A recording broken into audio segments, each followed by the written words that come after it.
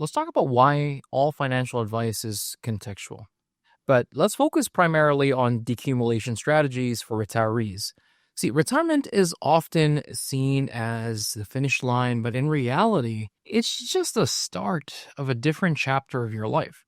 Decumulation, which is the term that refers to drawing down your retirement savings, is one of the most important and complex aspects of financial planning. Yet, many retirees mistakenly assume that there is one universal formula that they can follow. The truth is, all financial advice requires context. Your unique goals, your resources, and challenges and values dictate the right approach for you. Let's explore two retirees right now with very distinctly different circumstances to show you how their unique situations demand entirely different strategies. First, let's look at Claire and Jim. Then we'll move on to Jim and Susan, who have similar nest eggs, but will still require tailored approaches. So let's talk about Claire versus Jim. Two retirees, vastly different resources, and here's Claire's story. Claire is 67 years old. She lives in Ottawa and has $350,000 saved in her RSP. She'll receive a portion of the CPP and OS benefits. Her condo is paid off, which means that her housing expenses, for the most part, is minimal, but she has to worry about strata fees and special assessments. Now, Claire's lifestyle is modest, and her main focus is making her savings last as long as possible while being prepared for potential healthcare costs in the future. Jim's story is different. Jim, on the other hand, is 63 years old, retired engineer here in Calgary, with $1.2 million saved across RSPs, TFSAs, and non-registered investments. He's healthy, he's active, and he plans to travel extensively over the next decade. Jim wants to, through proper guidance and coaching, he wants to be able to front load his spending to maximize his experiences early in retirement, which is what we preach in this channel. His hope is to perhaps be able to leave a legacy for the kids. But part of our discussion was, if there's stuff that crop up in his retirement and the kids receive $200,000 instead of $500,000, yeah, he can live past that. So this is Claire's strategy. Her focus really is on stability, longevity, and fulfillment. Claire's plan is all about ensuring her money lasts while keeping her financial life simple, stable, and of course, still enjoyable. Here's how we thought about her situation. Number one, minimizing tax on withdrawals. Claire needs to carefully manage her RSPs to avoid triggering silly clawbacks depending on the social assistance programs that she's eligible for. We also don't want her tripping into the next tax bracket by mistake. So by supplementing her CPP and OAS with small calculated withdrawals, we'll be able to keep her taxable income low and preserve her savings for the longer term. The next thing to focus on is using the TFSA for flexibility. For Jim, the TFSA will look like an estate planning tool. For Claire, the TFSA really is a financial buffer. Now, Claire would it'd still benefit her to gradually convert funds from her RSP into the TFSA. This gives her access, though, to tax-free funds for unexpected expenses like healthcare costs, home repairs, and the special assessment that's almost always looming with any condo. The next thing that we can understand or we need to unpack is that there may be a point where she no longer has RSPs and she has the TFSA. She can gain access to additional support through GIS. This is too complex to dive into this video, but by keeping her taxable income low and towards the back end focusing on TFSA withdrawals, Claire may qualify for the guaranteed income supplement. This additional government support can significantly improve her financial security without requiring her to deplete her savings. not the TFSA anyway. Another thing that somebody like Claire should consider is part-time work. Claire could easily look for a way to defer any withdrawals. It would require modifying her definition of retirement, but finding meaningful part-time work could preserve her assets. Now, Claire loves being active and social, so she could have decided to look for a fulfilling and joyful part-time work, whether it's working for a local library or helping out a garden that she's passionate about, and doing that only when it's warm outside. Claire can ensure that her work is something that she truly enjoys. If you're going to have to work anyway to make ends meet or to make retirement more feasible, make it something that you like. Another way that we can keep her taxable income low is by delaying CPP and OAS, if possible. As you would have guessed, I'm speaking in collective client examples. By delaying the CPP or OAS, if it's possible, that means Claire doesn't need to have that, and it wouldn't increase her taxable income as she's making some small withdrawals from the RSP. Now, this strategy is more important if she's picking up part-time work, because you can't have her salary plus CPP and OAS. I guess it depends on what CPP and OAS eligibility she's got. This strategy provides higher guaranteed income later in life. So if she's able to manage the CPP and the OAS so that she doesn't need to make withdrawals until she's 70 years old, that's a higher guaranteed income for the rest of her life. That's actually more important for individuals that don't have as high a net worth, don't have as much saved when they get into retirement. She also needs to understand that she should still plan for healthcare costs. Like, knowing that healthcare expenses may increase as she ages, Claire sets aside part of her savings specifically for these needs. This ensures that she is financially prepared for potential home care or assisted living when that time comes. Claire's strategy is about balancing. It's about balancing security and personal fulfillment, but ensuring that her retirement years are not only stable, but enjoyable.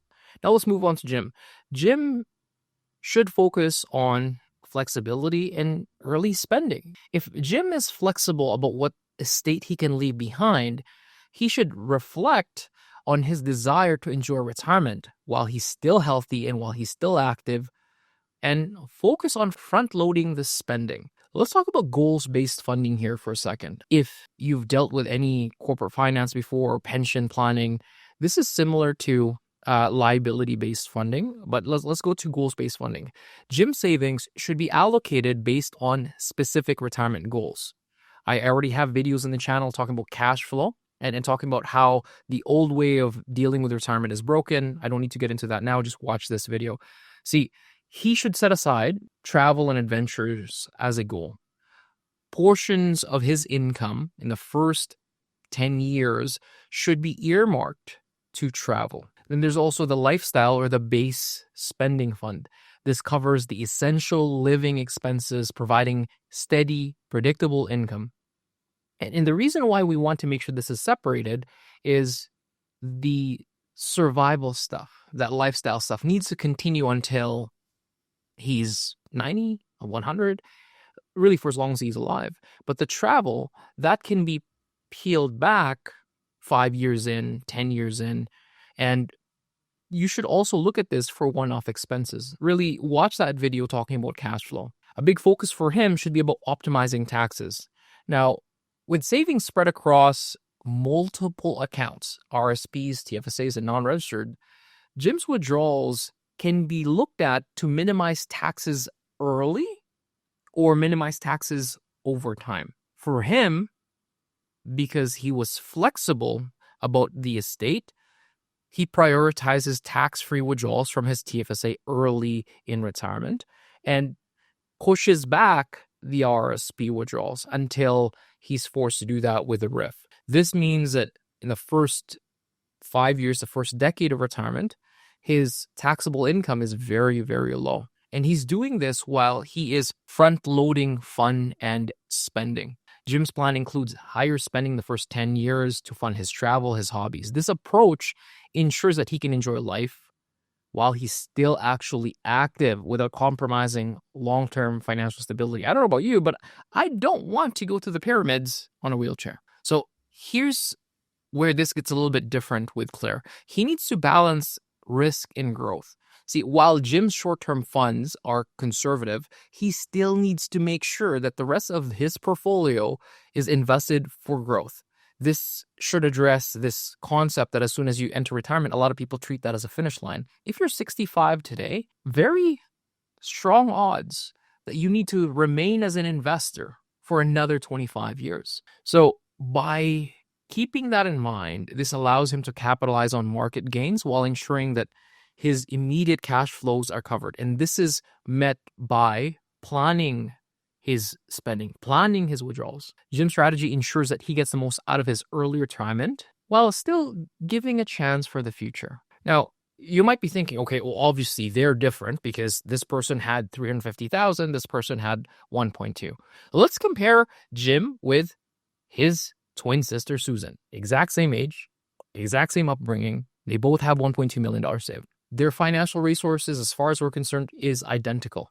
Their strategies, though, will differ because of their unique goals, spending patterns, and personal circumstances. So let's give some context for Susan. She's got 1.2 across all her registered accounts, TFSAs, and non-registered accounts. But her goal is very different. Susan still lives modestly. She did a lot of traveling already while she was working, and she actually enjoys this idea of slowing down. And her focus is leaving a legacy for her children and her grandchildren. She wants to perhaps donate a portion of her estate to charity. So Susan is the client, but the end benefactor of the plan that she wants to build is the next generation. Another way that they are different is Susan is significantly more cautious and risk-averse, and she's cautious about her health care for her future needs. So let's look at how their strategies would differ based on goals and their spending patterns. Just like before, Jim front loads his spending to enjoy retirement while he's active. Susan, however, will spend her savings more conservatively. So Jim's would look like a big bump in the beginning and starts declining over time. Susan, on the other hand, will probably start lower and keep that consistent all throughout. This will help her preserve her wealth, and this also gives her a bigger chance of leaving more than enough for her kids to go into the charity. Risk tolerance. So Jim is comfortable with market volatility, so investing a larger portion of his long-term portfolio in growth or equity allocations. Susan, on the other hand, prefers low-risk investments focused on capital preservation to ensure stability.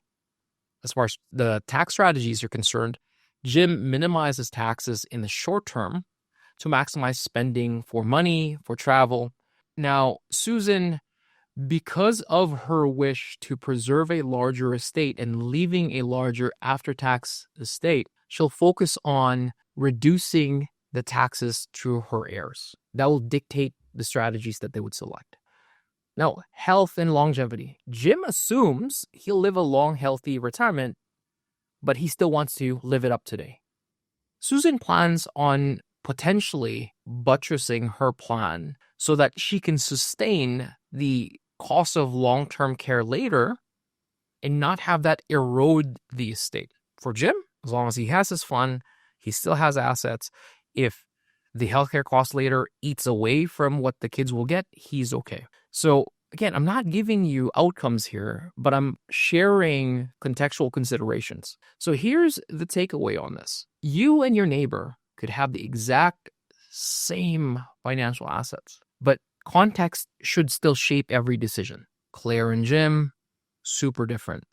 Jim and Susan, you can see how it's about the personal goals, the risk tolerance, and spending patterns. And of course, what their concern and confidence is with their health later.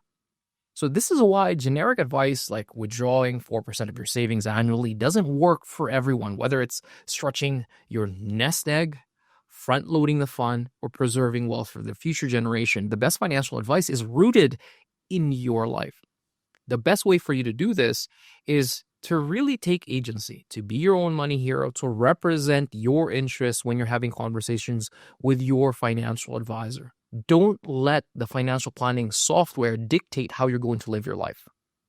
Design your life, give that input, and then the tools, the advisor, we work as your sidekick.